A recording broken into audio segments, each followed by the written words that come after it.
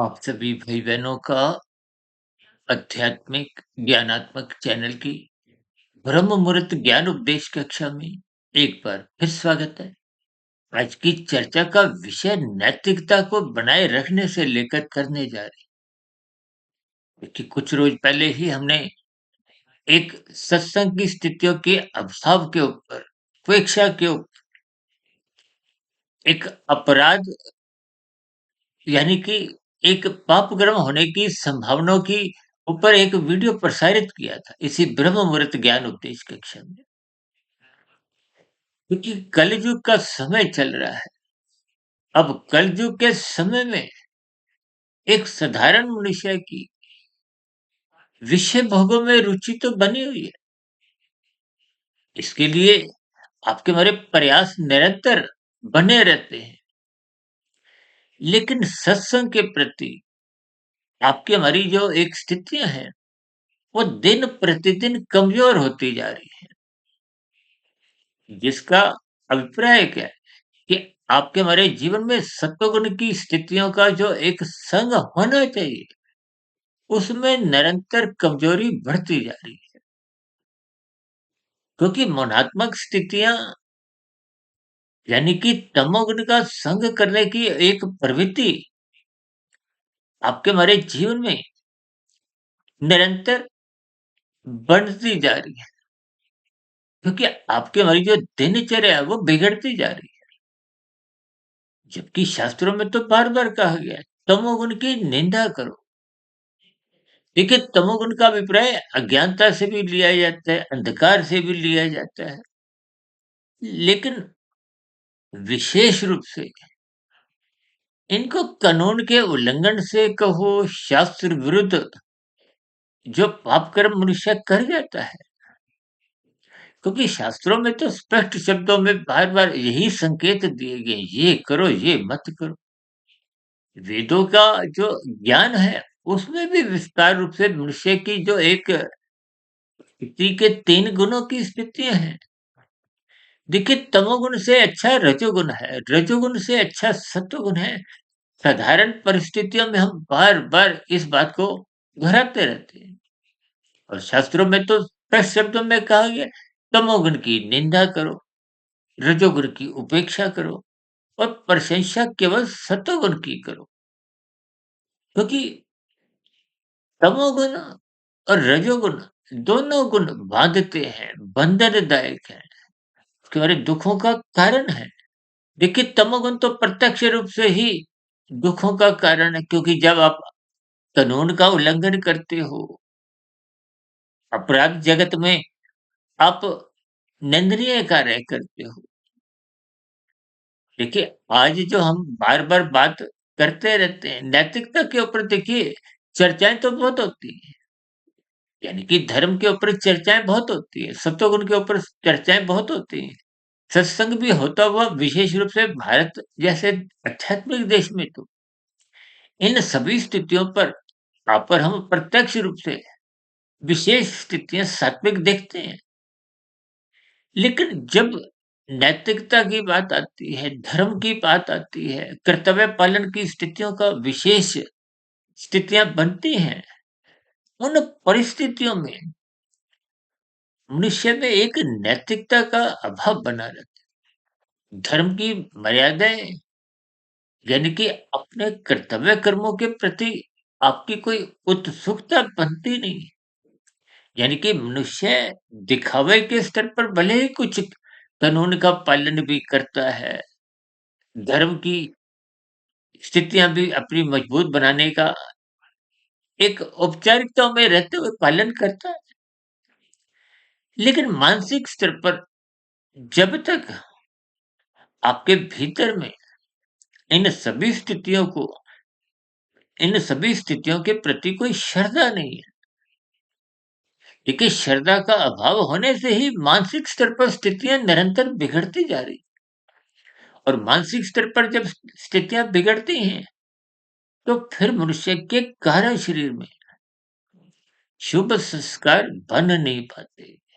जब शुभ संस्कार बन नहीं पाते, तो वहाँ देखिए कुछ ना कुछ बुरी स्थितियाँ, बुरे संस्कार निरंतर बनते जा रहे। जिनका प्रत्यक्ष रूप से एक साधारण मनुष्य को कोई विशेष ज्ञान नहीं हो। क्योंकि एक साधारण मनुष्य स्थूल शरीर के स्तर पर ही अपनी दिनचर्या को एक विशेष महत्व देता है। सूक्ष्म शरीर और कारण शरीर की स्थितियों को नजरअंदाज निरंतर मनुष्य सत्संग के भाव में तो करता ही रहता। लेकिन जब हम बार-बार कहते हैं कि नैतिकता बनाए रखो, नैतिकता का अभिप्राय नीतिगत कार्यों से है। नीतिगत कार्यों का अभिप्राय समाज के सभी वर्ग के हितों से संबंध रखता है। राजनीतिक स्तर पर भी आप देखते हो ना, नीति आयोग जैसे सरकार द्वारा बना गया है, तो एक जन कल्याण के लिए वहाँ निरंतर नीतियाँ बनाई जाती हैं। उन पर समय-समय पर उनको एक निरीक्षण भी किया जाता है, क्योंकि समाज के जब तक सभी मनुष्यों का हित नहीं होता, देखिए मनुष्यों की बात तो दूर, शास्त्रों में तो यहाँ तक कहा गया है कि प्रकृति के सभी जीवों का हित हो, केवल मनुष्यों का ही नहीं, चाहे पशु हो, पक्षी हो, यानी कि 84 लाख प्रकार की योनियों के सभी जीवों का कल्याण हो। और ये सभी स्थितियाँ देखिए मनुष्य के व्यवहार पे ही निर्भर करती है। एक पशु को, एक पक्षी को तो नहीं कहना पड़ता कि आप पशु बनो, आप पक्षी बने रहो, तो अपने व्यवहार में बने ही हुए हैं। लेकिन इंसानों के लिए बार-बार कहना पड़ता है, क्योंकि कलयुग में इंसानियत कुछ कमज़ोर पड़ती जा रही है। और जैसे-जैसे कलयुग की स्थितियाँ आगे बढ़ती जा रही है, ये कमज़ोरी भी निरंतर बढ़ती जा रही है। क्योंकि वर्तमान समय में जन्म लेने वाली जो एक आत्माएँ हैं, यहाँ आत्मा का अभिप्राय देखिए, जब हम कभी-कभी शब्दों में कुछ पापात्मा जब पुण्यात्मा बोल देते हैं, इसका अभिप्राय देखिए कार्य शरीर में बने हुए संस्कारों की स्थितियों से जोड़ते हुए एक बात रखते हैं। अन्यथा देखिए पापात्मा पुण्यात्मा का कोई मूलभूत शाब्दिक स्तर पर कोई अर्थ नहीं है, कि आत्मा सभी की ही समान गुण वाली है, चाहे कीड़े मकोड़े की हो, चाहे वनस्पति जोनि में रहने वाले जीवों की है। यानी कि मनुष्य की आत्मा हो चाहे पशु की आत्मा, इनमें आत्मा के स्तर पर देखिए कोई भेद नहीं है। आत्मा को तकनीकी रूप से, सैद्धांतिक रूप से ज्ञान स्वरूप कहा गया है। और ये जो हम प्रतिदिन बार-बार कहते हैं सत्संग करो, ब्रह्म मुहूर्त में उठो, शास्त्रों का स्वाध्याय करो, गुरु के प्रवचनों को सुनो। ये सभी स्थितियाँ देखिए एक संसारी भाषा के रूप में कही जाती हैं, ताकि आपकी हमारी ज्ञान में स्थितियाँ मजबूत बनी रहें।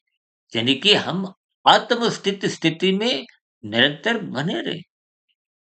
क्योंकि जब-जब मनुष्य का सत्संग कमज़ोर होता है, सत्वगुण की स्थितियों में जब-जब कमज़ोरी आती है, तो आपके हमारे एक मानसिक स्तर पर नैतिकता की स्थितियों का हनन होने लगता है। जब मानसिक स्तर पर हनन होने लगता है, तो स्थूल शरीर के स्तर पर भी ये अपराधमय स्थितियाँ फिर बनने लगती हैं, पाप कर्म होने लगते हैं।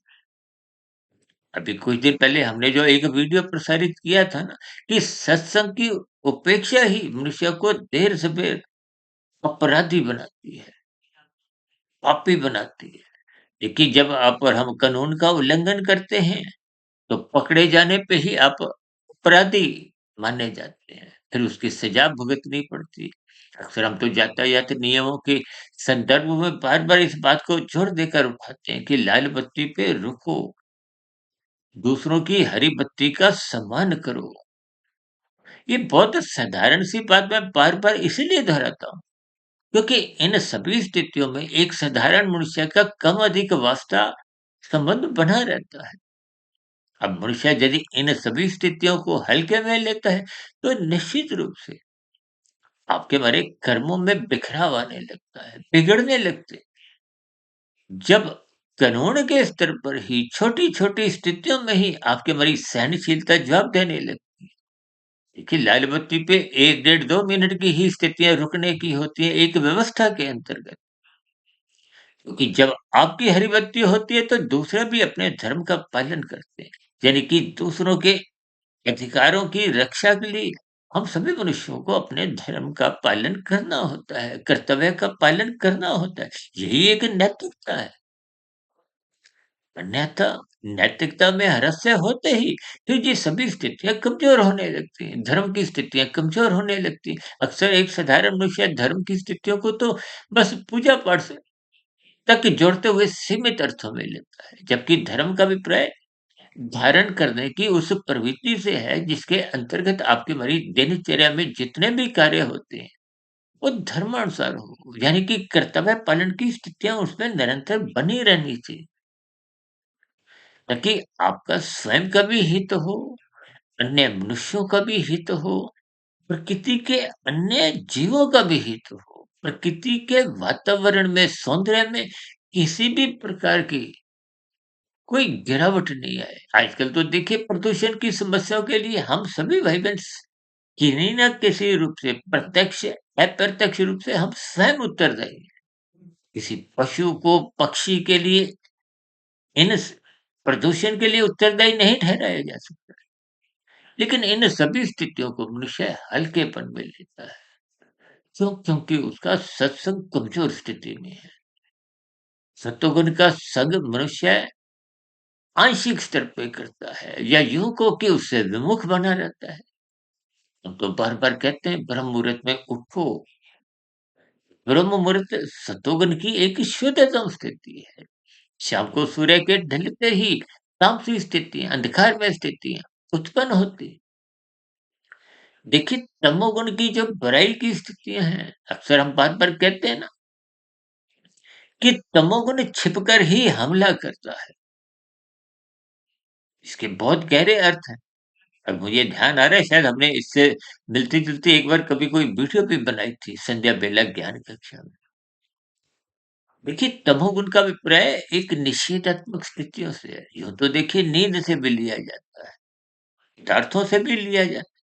हमारा शरीर भी तो तामसी है। ये पृथ्वी, जल, अग्नि, वायु, आकाश का बना है और इसके पीछे के जो सूक्ष्म भूत हैं, 5 भोग्य विषय हैं, गंध, रस, रूप, स्पर्श, शब्द। इन भोग्य विषयों का परिणाम ही आपके हमारा स्थूल शरीर है। इन सभी स्थितियों को अक्सर हमें देखिए एक शाब्दिक स्तर पर एक अर्थपूर्वक इनके भावार्थ समझने चाहिए। देखिए तमोगुण की कोई वैसे निंदा नहीं है। निंदा का अभिप्राय जब-जब आप कानून एक निषेधात्मक स्थितियों से है। यानी कि जब आप कानून का पालन नहीं करते, तो निश्चित रूप से समाज में अव्यवस्था होती है। जैसे आप लाल बत्ती पे नहीं रुकते, तो अव्यवस्था का केंद्र वो उल्लंघन करने वाले ही बनते हैं। तो ऐसी स्थिति में आप मतलब एक पाप कर्मों का क्रमशः निश्चित रूप से बढ़ता है। देखिए यहाँ पर पकड़े जाना या ना पकड़े जाना कोई विशेष महत्व नहीं रखता क्योंकि प्रकृति की व्यवस्था में आप और हम उसी क्षण पकड़े जाते हैं। भले ही आपका मेरा चालान उसी समय नहीं भी कटता हो। देखिए हम सभी भाई-बहन कर्मफल सिद्धांत की बारीकियों को जब तक समझ नहीं पाते तो फिर ये स्थितियों का मनुष्य को कोई विशेष ज्ञान नहीं हो। तो फिर नैतिक स्थितियाँ मनुष्य के जीवन में समय-समय पर छलांगे लगाती है। यानी कि नैतिकता का अभाव ही ये तमोगुणी वृत्तियाँ निरंतर बनाए रखता है। एक तामसी वृत्तियों में ही मनुष्य कानून का उल्लंघन करता है और शास्त्र विरुद्ध कब कितने पाप कर्म करता जाता है, मनुष्य को इसका बोध नहीं रहता। भगवत पुराण में तो देखिए स्पष्ट शब्दों में 5 निंदनीय स्थानों का जिक्र आता है। धूर्त क्रीड़ा, मद्यपान, स्त्री संग, हिंसा और नीतिगत कार्यों से कमाया गया धन। आज मनुष्य देखिए इन 5 स्थानों में 1 में नहीं, 2 में नहीं, 3 में, 4 में, 5 में ही कहीं न कहीं कामाधिक लिप्त बना हुआ है। इसके फलस्वरूप वो नैतिकता की स्थितियाँ में आकर हम अपनी दिनचर्या बिताते नहीं। इसके फलस्वरूप हमारा क्रमशः बिगड़ता है। देखिए कभी-कभी स्थूल शरीर के स्तर पर आप और हम अपने कर्तव्य कर्मों को ऊपरी-ऊपरी स्तर पर दिखावे के रूप में निभाते हुए नज़र आते हैं, अच्छी बात है। क्योंकि सर्वप्रथम स्थूल शरीर के स्तर पर ही कुछ मर्यादित स्थितियों में जीना होता है। ये मर्यादित स्थितियाँ फिर धीरे-धीरे जब श्रद्धापूर्वक आपका इनमें जीने का, रहने का स्वभाव बन जाता है, तो फिर मानसिक स्तर पर स्थितियाँ बिगड़ती नहीं। अब देखिए आप लाल बत्ती पे यदि चालान के बचने के उद्देश्य से ही केवल बचे हुए हो, खड़े हुए हो, तो के भीतर में यदि श्रद्धा नहीं है, तो भीतरी मन बुद्धि के स्तर पर कोई अच्छी स्थितियाँ नहीं बनती। वो कार्य शरीर में बुरे संस्कार निरंतर बनते जा रहे हैं, क्योंकि आपकी श्रद्धा नहीं, मन बुद्धि के स्तर पर रुकने की कोई आपकी इच्छा नहीं है। तो स्थूल शरीर के स्तर पर आप रुके हुए इसलिए आपका चलान भी नहीं कटता। लेकिन स्थूल शरीर के स्तर पर ही जीवन जीने से आपकी हमारी कुछ आंशिक सफलता तो मान ली जाती है। लेकिन भीतर का जो एक मन बुद्धि की स्थितियाँ हैं, वो कमज़ोर रहती हैं। वो कमज़ोरी के कारण ही फिर कार्यशरीर में शुभ संस्कार पहुँच नहीं पाते। निरंतर नैतिकता का हनन यानी कि बुराइयों का प्रवेश निरंतर बनता जाता है। देखिए समाज में ये जो झूठ, छल, कपट, ठगी, हेरा-फेरी और आजकल तो देखिए डिजिटल अपराधों की भरमार होती जा रही है। आप समाचार पत्रों में 1 पेज, 2 पेज, 3 पेज, 4-4, 5-5 पेज बस इन्हीं तामसी वृत्तियों से ही भरे रहते हैं। हेरा-फेरियों से कहो, लड़ाई-झगड़ों से कहो, न्यायालय की स्थितियों से कहो, ये सभी स्थितियाँ कि हमारी नैतिकता की हरस्य की स्थितियाँ हैं। क्योंकि मनुष्य इन सभी स्थितियों को जब हल्केपन में लेता है, देखिए जब-जब आपका हमारा क्रमशः बिगड़ता है, तकरीबन 5 वर्ष पहले हमने एक वीडियो प्रसारित किया था, मनुष्य के मरने के बाद का अगला जन्म। देखिए हम सभी भाई-बहन इस मनुष्य जीवन में कोई सदा-सदा के लिए नहीं है, कि हमारे परिवारों में कितने ही सदस्य थे, जिनकी मृत्यु हो गई। अब मृत्यु के बाद की स्थितियाँ भले ही हम शब्दों के स्तर पर तो देखिए एक स्वर्गवास शब्द बोल देते हैं, लेकिन शास्त्रों के अनुसार देखिए परमात्मा तो समदर्शी है, किसी का पक्षपात नहीं लेते। प्रकृति के कर्मफल सिद्धांत सब पे लागू होते, मेरे पे, आप पे, सब पे। चाहे देखिए कोई प्रधानमंत्री हो, राष्ट्रपति हो, कोई बड़े से बड़ा उद्योगपति हो, फ़िल्मी जगत का सुपरस्टार हो, खेल जगत का नामी-गिनामी खिलाड़ी हो, हम सभी मनुष्य हैं। चाहे भारतवासी हैं, चाहे अमेरिकावासी हैं, चाहे एक किसी भी देश के रहने वाले हों, किसी भी स्तर पर आप भौतिक ज्ञान का स्तर रखते हो, किसी भी भाषा को आप बोलो, लेकिन सभी मनुष्यों पे ये कर्मफल सिद्धांत की जो एक स्थितियाँ हैं, वो लागू रहती हैं। ये कर्मफल सिद्धांत को, प्रकृति के 3 गुणों की व्यवस्था को, जिसको स्वयं भगवान श्री कृष्ण जी ने गीता में अर्जुन के रथ को 5 घोड़ों की स्थितियों से एक ज्ञान पूर्वक समझाया है, एक ज्ञान उपदेश दिया है, कि आपके हमारे जीवन में एक व्यवस्थित स्थितियाँ बनी, जीवन में एक अनुशासित स्थितियाँ बनी। इसलिए बार-बार कहा जाता है ब्रह्म मुहूर्त में उठो, ब्रह्म मुहूर्त में उठो। देखिए ब्रह्म मुहूर्त सत्वगुण की शुद्धतम स्थिति है और ब्रह्म मुहूर्त में उठने के लिए रात को हमें तामसी स्थितियाँ, मरणात्मक स्थितियों से बचना होता है, समय पे सोना होता है। यदि आप देरी तक जगते हो, तो फिर तामसी वृत्तियाँ देखिए प्रकृति के जिस गुण का आप जागृत अवस्था में अधिक संग करते हो, तो आपकी कहीं न कहीं स्थितियाँ उसके रंग रूप में, परिणाम रूप में, प्रभाव रूप में, अंतःकरण में भरती जाती हैं। देखिए कहीं-कहीं तो कुछ नौकरी की कुछ मजबूरी भी होती है कि रात की ड्यूटी के समय जगना है, जो दिन में सोना है और भी स्थितियाँ होती हैं। लेकिन इन सभी स्थितियों को क्योंकि आपका हमारा स्थूल शरीर के साथ-साथ सूक्ष्म शरीर भी है। मानसिक चिंतन में यदि आपकी नैतिकता बनी हुई है, सात्विक स्थितियों के प्रति आप जवाबदेही रखते हैं, आप अपने कर्तव्य कर्मों को प्रसन्नतापूर्वक निभाने की मन में इच्छा रखते हैं। स्थूल शरीर के स्तर पर कभी-कभी कुछ कमजोरी हो भी जाए, तो भी कारण शरीर में देखिए संस्कारों की स्थितियाँ बिगड़ती नहीं। लेकिन यदि आप स्थूल शरीर के स्तर पर कहीं-कहीं कुछ अपने कर्तव्यों का पालन करते हो, समाज में दिखाने के दृष्टिकोण से या कुछ औपचारिकताओं में रहते हुए, लेकिन मानसिक स्तर पर कोई आपकी श्रद्धा नहीं है, तो फिर ये शुभ संस्कार बन नहीं पाते।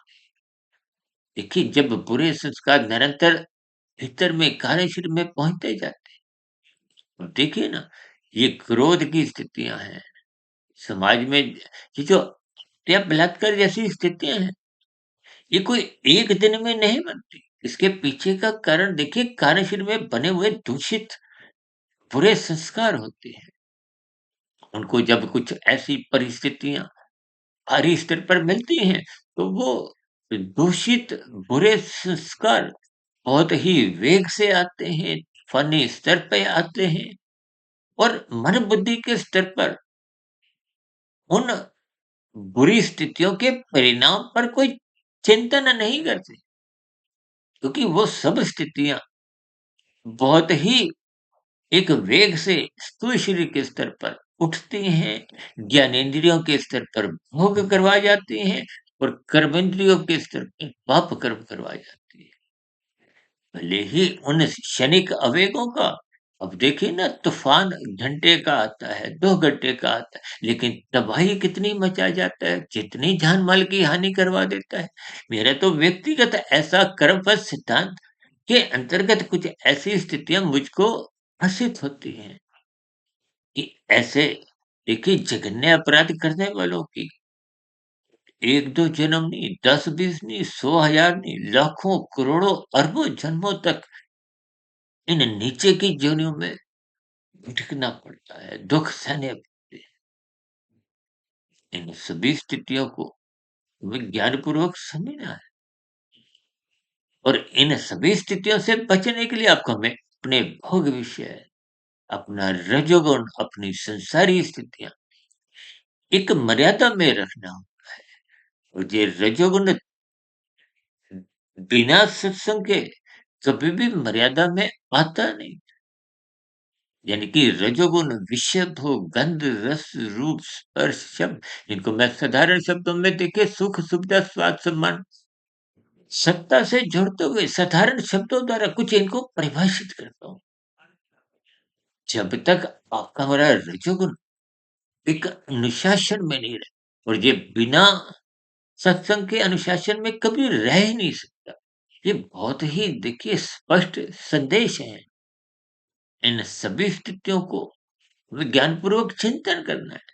आप यदि अपने बीते हुए समय देखिए आप और हम अपने जीवन में जितना समय बिता चुके हैं, तो देखिए ना बचपन अवस्था तो अबोध होती है। बच्चों को तो भौतिक शिक्षा के महत्व का भी कोई ज्ञान नहीं होता। फिर सात्विक स्थितियों का तो कोई विशेष ज्ञान बन नहीं पाता। किशोर अवस्था से रजोगुण विकसित होने लगता है, कामों के इंद्रियों में विकास होने लगता है और युवा अवस्था में आते-आते ये पूर्ण रूप से विकसित हो जाता है, रजोगुण नाचने लगता है, तभी तो जोश और रोष की स्थितियाँ अक्सर आप युवा वर्ग में देखते ही हो। इन सभी स्थितियों को मद्देनज़र रखते हुए ही शास्त्रों में देखिए 16 संस्कारों में देखिए विवाह का संस्कार युवा अवस्था में विशेष स्तर पर इसीलिए रखा गया है कि तन के स्तर पर आजकल तो देखिए लिव इन रिलेशनशिप जैसी स्थितियों की एक वृद्धि निरंतर बढ़ती जा रही है। हमने देखिए कुछ महीने पहले लिव इन संस्कार की प्रशंसा करते हुए और लिव इन रिलेशनशिप की एक निंदा करते हुए एक वीडियो प्रसारित किया था। ये तो हमने देखिए विवाह से संबंधित, तलाक से संबंधित इन सभी स्थितियों पर तर्कपूर्वक देखिए हमारी कोशिश होती है कि प्रकृति के 3 गुणों की रहस्यमय स्थितियों को जिसको स्वयं भगवान श्री कृष्ण जी ने एक गूढ़तम ज्ञान से जोड़ा है। उन रहस्यमय स्थितियों को आप और हम जितना-जितना क्रमबद्ध तरीके से समझते जाएँगे, फिर ज्ञान की कड़ियाँ यानी कि स्थूल शरीर, सूक्ष्म शरीर, कारण शरीर देखिए, माता के गर्भ में आपका हमारा स्थूल शरीर का निर्माण होता है और इसी की ही मृत्यु होती है और इसी स्थूल शरीर के स्तर पर आप जो कानून का उल्लंघन करते हो, पाप कर्म करते हो, उसका क्रमशः बनता है, उससे संबंधित संस्कार बनते हैं और मानसिक स्तर पर भले ही क्रमशः नहीं बनता, लेकिन संस्कार तो बनते रहते हैं। इन सभी स्थितियों से हमें ज्ञानपूर्वक इन 3 गुणों की स्थितियों को समझना चाहिए। हम जो बार-बार कहते रहते हैं ना कि ब्रह्म मुहूर्त में उठो, ब्रह्म मुहूर्त में उठने मात्र से ही कि हमारे जीवन में कुछ अनुशासिक स्थितियाँ बनने लगती हैं। अनुशासिक स्थितियाँ ही आपके हमारे मानसिक स्तर पर नैतिकता की एक मजबूत नींव तैयार करती है, जिसके फलस्वरूप हमारा धर्म उचित स्थान पे बना रहता है। उचित स्थान का मतलब हम बार-बार कहते हैं ना कि धर्म को प्रथम स्थान पे रखो, ताकि अर्थ और काम उस धर्म की चारदीवारी के भीतर में एक मर्यादित स्थितियों में रहे। जब-जब धर्म कमज़ोर होता है कि जब धर्म धर्म का अभिप्राय सत्वगुण से है। सत्वगुण का अभिप्राय सत्संग की स्थितियों से है, शास्त्रों का स्वाध्याय करने से है, गुरु के प्रवचनों को आदरपूर्वक सुनने से है, ब्रह्म मुहूर्त में उठने से है। और यदि आप सत्वगुण का संग नहीं करते, देखिए सूर्य निकलने से पूर्व की जो 2 घंटे 40 मिनट की स्थिति है, वो सत्वगुण की शुद्धतम स्थिति है। जब तमोगुण सो चुका होता है, रजोगुण संसारी गुण, राजसी स्थितियाँ, ये भी जगी नहीं होती। उस स्थिति विशेष में कि हमारी परमात्मा से जुड़ने की एक विशेष अनुकूल स्थितियाँ होती हैं। उन स्थितियों का संग करते हुए आप अपने कार्यशरीर को शुद्ध कर सकते हो, शुभ संस्कार बना सकते हो। देखिए, शुभ संस्कार जब तक भीतर में कार्यशरीर में नहीं पहुँचते, तब तक वो कार्यशरीर में देखिए जो पहले के बुरे संस्कार जो आपसे अपराध करवाते हैं, पाप कर्म करवाते हैं, यानी कि आपके हमारे जीवन में जो नैतिकता का हनन करते हैं। देखिए, तमोगुण प्रत्यक्ष रूप से हमला नहीं करता। ये झूठ, छल, कपट, ठगी, हेरा-फेरी, ये देखिए कोई बता के नहीं करता। ठीक इसी तरह ये तमोगुण का वास रजोगुण में होता है। रजोगुण का अभिप्राय विषय भोगों से है। इसलिए देखिए विषयों के देखिए शब्दों की स्थितियों पर हमारे पूर्वजों ने, महापुरुषों ने कैसे-कैसे शब्द रखे। अब विषयों में देखिए शब्द द्वारा भी कुछ संकेत दिए। इसमें विष है, विष का अभिप्राय तामसी स्थिति से है, निंदक स्थितियों से है। ये निंदक स्थितियाँ ही मनुष्य से देखिए एक अनुशासन में रहने नहीं देती। इसलिए हम सभी भाई बहन इन सभी स्थितियों पर विचार करते हुए जीवन में सत्वगुण का संग करते रहना चाहिए, ताकि नैतिकता की स्थितियाँ के हमारे जीवन में निरंतर बनी रहे। अपने लिए, अपने परिवार के लिए, गली-मोहल्ले के लिए, पूरे शहर के अन्य लोगों के लिए, देश के लिए और मैं तो यहाँ तक कहता हूँ, अंतर्राष्ट्रीय स्तर पर भी आप सभी मनुष्यों के प्रति ही नहीं, इस प्रकृति में रहने वाले सभी अन्य प्राणियों के प्रति भी आप अपने कर्तव्यों का पालन करें, नैतिकता सदा बनाए रखें। ये सभी स्थितियाँ हमारे जीवन में निखार लाती हैं, कर्मशः बिगड़ने से रोक के रखती हैं। जिसके फलस्वरूप देखिए जब कर्माशय नहीं बिगड़ता, संस्कार नहीं बिगड़ते, तो मरने के बाद अधोगति की स्थितियाँ बनने का प्रश्न ही नहीं होता। ये अधोगति की स्थितियाँ देखिए तभी बनती हैं जब स्थूल शरीर के रहते-रहते, जीवन के रहते हुए आप पाप कर्म करते हो, कानून का उल्लंघन होता है।